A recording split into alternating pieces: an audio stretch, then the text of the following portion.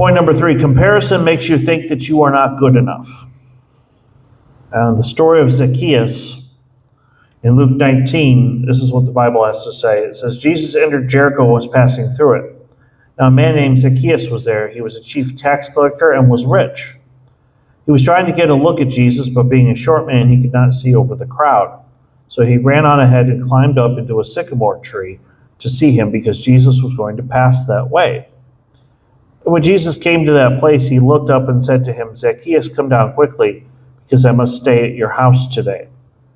So he came down quickly and welcomed Jesus joyfully.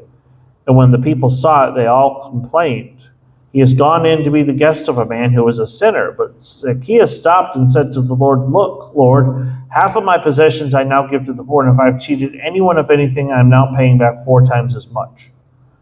Then Jesus said to him, today salvation has come to this household, because he too was a son of Abraham. For the Son of Man came to seek and to save the lost. So Zacchaeus was a tax collector. He was a short man, and he robbed his own people, the Jewish people, of money. He was allowed to take extra beyond the regular tax because that's how he was paid. He was not well liked in his community. But of all the people there in that crowd that day, Jesus wanted to spend time with him. That's grace, my friends. He knew that he was not well liked, but he wanted to see the Messiah, and he wanted to see Jesus more than anything else. And that's why he was willing to climb the tree. It was like the 4 friends that had somebody that needed healing. They went up to the top of the roof. They pulled apart it was basically made of hay and straw.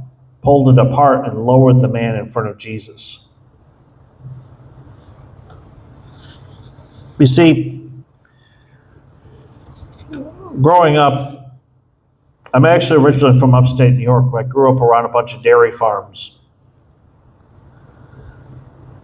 It was hard because a lot of the kids I grew up with were held back in either kindergarten or first grade. So a lot of the guys in my grade were actually a year older than me. Now, not today, that doesn't mean anything.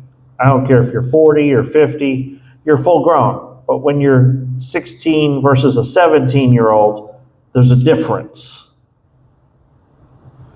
And I was one of those late bloomers. It's kind of cool now because I don't look as old as I am. But I knew a guy named Steve. He was a track star. He played football.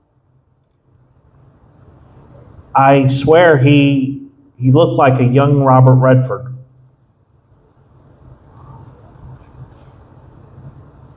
I knew another guy. I actually took guitar lessons from David. He could play the guitar, the piano. He's actually a professional musician, lives in the New York City area. I knew another guy named Clayton. He was kind of a bigger guy, very intelligent, extremely smart. I knew another guy, it's funny, Jason looked like a younger version of one of the Beatles. So, if there was a 5th Beatle, it would have been Jason Law. Very handsome, very beautiful girlfriend.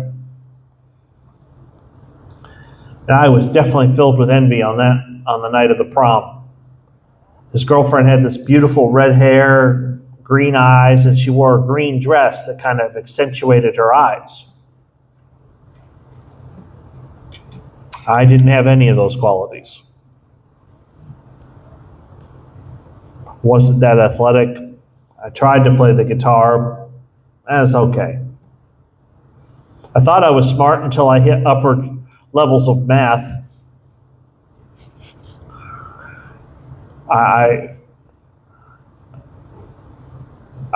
To this day, I don't remember a single thing about trigonometry. It's just curved lines.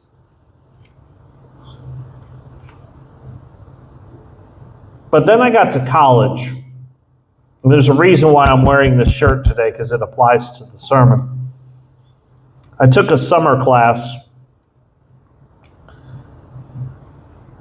and in my small group was a defensive tackle named Clay Coe. Clay and I are actually still friends on Instagram. Clay was 6'4", weighed 295. I think his top bench press was close to 500 pounds. I also had a group with Terrence Crawford, who we affectionately refer to as TC.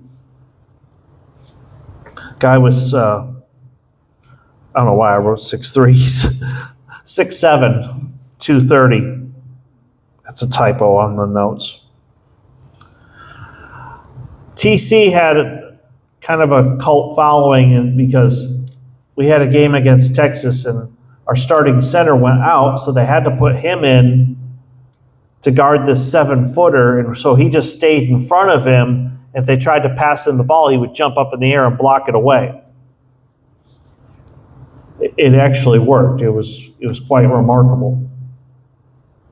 The interesting thing about these athletes is they had more athleticism in their pinky than I did in my whole body.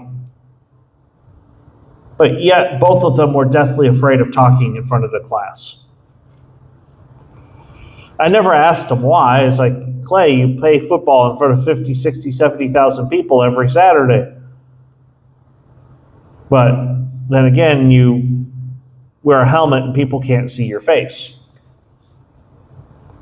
I should have asked TC. I was like, come on, TC, you play basketball in front of 10 to 15,000 people every game. Gallagher-Iba holds 13,611 people.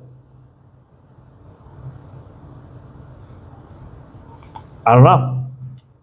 Maybe in his mind, he can't even see the crowd. He's just so focused on the ball and his teammates and running the play or running the defense that he doesn't think about the fact that there's lots and lots of people in the stands.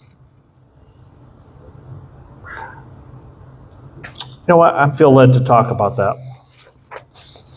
You know how I know that Gallagher-Iba holds 13,611?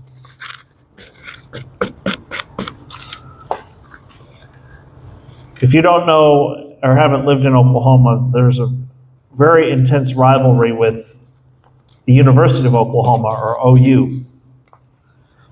And their basketball arena holds 13,610. So as petty as that sounds, when they redid Gallagher-Iba, they literally tore the roof off and then built around it to make it bigger. And so they decided we have to make ours bigger than Lloyd Noble. So it will have 13,611. Has one more seat. That, my friends, is petty, and that's what happens when we compare ourselves to other people. As much as I love Oklahoma State, we don't really need a stadium or an arena that holds 13,611. We could have been fine with 10,000. But that's what happens when we compare ourselves to other people. We don't appreciate what God has made us to be. You may have had some difficulties in your life recently. You may have made some mistakes. I hope that you look at them as a way of learning from them, not beat yourself up.